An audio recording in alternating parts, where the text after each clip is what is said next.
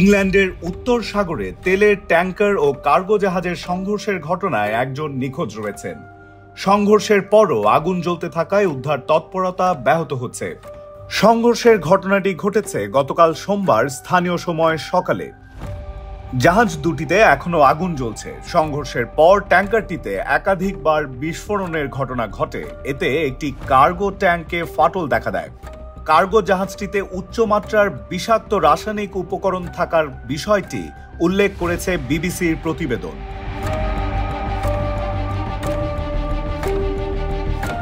যুক্তরাজ্যের জাতীয় maritime agency service HM কোস্টগার্ডের তথ্য অনুযায়ী সংঘর্ষের পর ৩৬ জনকে উদ্ধার করা হয়েছে, যাদের মধ্যে একজনকে হাসপাতালে নেওয়া হয়েছে।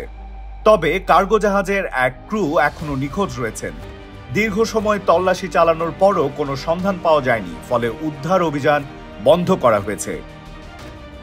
তেলের ট্যাঙ্কারটি যুক্তরাষ্ট্রের নিবন্ধিত MV স্টেনা ইমাকুলেট আর কার্গো জাহাজটি পর্তুগালের পতাকাবাহী সোলং। ট্যাঙ্কারটি প্রতিরক্ষা বিভাগের জন্য জেট ফুয়েল বহন করছিল বলে নিশ্চিত করা হয়েছে। ঘটনাস্থলে উদ্ধারকারী হেলিকপ্টার, 4টি লাইফবোট ও অগ্নি নির্বাপন সক্ষমতা সম্পন্ন বেশ কয়েকটি জাহাজ পাঠানো হয়েছে। যুক্তরাজ্যের প্রধানমন্ত্রী কার্যালয় পরিস্থিতিকে উদ্বেগজনক হিসেবে উল্লেখ করেছে।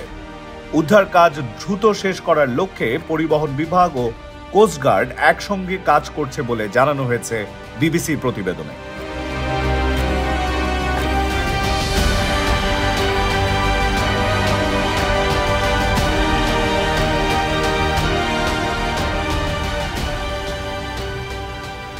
এই ঈদে জামা জুতো অ্যাক্সেসরিজের ডিসকাউন্ট।